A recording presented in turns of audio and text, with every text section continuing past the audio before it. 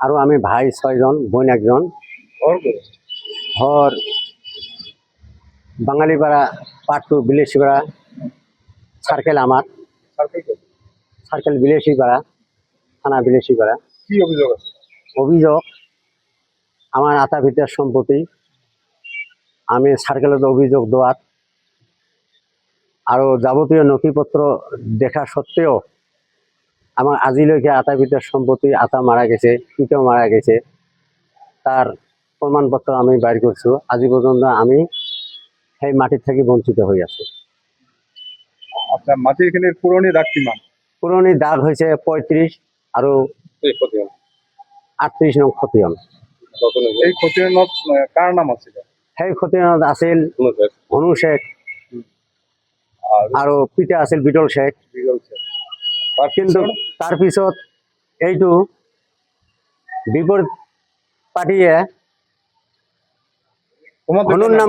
হনুর নাম কর্তন করি ড্রাফট সিটের পর কর্তন করে দি নুর ইসলাম নূর কাসম করে রাখে হ্যাঁ সেই হিসাবে আমি মাটি আমি আজিলৈকে আমি মাটি পোৱা নাই এই নাম্বাৰ কোনে কৰ্তন কৰে?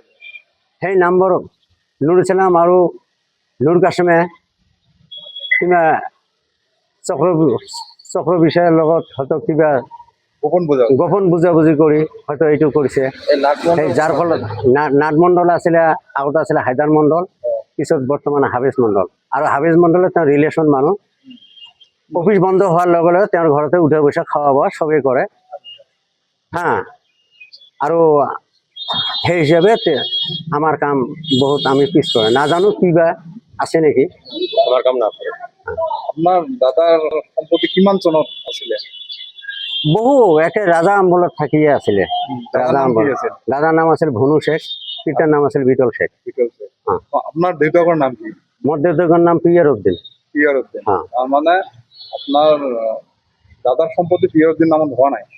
না হওয়া নাই আপনালোকে বসুন্ধরাত এপ্লাই কৰিছিলো বসুন্ধৰাত এপ্লাই কৰিছিলো সেই বসুন্ধৰাৰ পৰাই আমি এই অফিসৰ পৰা সেই অফিসৰ পৰা ধুবুৰী এডিসি সার্কেল অফিসারে পঠায় হাই অথরিটি লাগিব এতিয়া পজিশন কি হৈ আছে? এতিয়া পজিশন বর্তমান জমিখিনি আপনার দখলত? জমিখিনি আমার ঘর দুয়ার সবে আছে যোৱাবাৰ খেতি বাতি কৰছিল বৰ্তমান খেতি কৰা বলে যোজা কৰি আছো মাটিখানে আমাৰ নিজৰে দখলতে আছে নাম বেলেগৰ নাম সোমাই গৈছে? হ্যাঁ বেলেগের নাম সোমাই গেছে আমি বাহাল করার জন্য আমি বহুত কাকতি মিনতি কৰি আছো সার্কেল অফিসারে আপনার কি কইছে? সার্কেল অফিসারে কইছে যে এইটো ডিসপোজ খালি হায়ারিং দিছিলে কেইটা হিয়ারিং দিছে আপনার? সার্কেল অফিসারে 3টা হায়ারিং দিছিলে 3টা হিয়ারিং বার পিছত কি লিখিছে? তার পিছত এডিসি স্যার তাত পঠাই দিছিলে ইয়ার আগৰ এডিসি স্যার আছিলে তাতো 2টা হায়ারিং হয়েছিল তার পিছত সার্কেলত পঠাই দিছে যে 86টা করে দিব টোটালি কেইটা হিয়ারিং হয়েছে? টোটালে 6টা হায়ারিং হয়েছে 5টা হয়েছে এটা 6টাত করছে আৰু অহা 15/7 আৰু এটা হায়াৰিংত কি কৰি আছে আপনালোকে ডকুমেন্টস বিলাক সাবমিট দিছে নাই? ডকুমেন্ট বিলাক কমপ্লিট ডকুমেন্ট বিলাক দেখাইছিল সাবমিট দিছিলো আৰু আছে আমাৰ লগতো আছে কপি আজিলৈকে ৰেজাল্ট কি হয়েছে? একো হোৱা নাই? ৰেজাল্ট একো হোৱা নাই কি কব? এতিয়া মানে আমার পৈতৃক সম্পত্তি আমাক লওয়ার জন্য আমি মানে এইখানে অনুরোধ জানাইছো যাতে আমার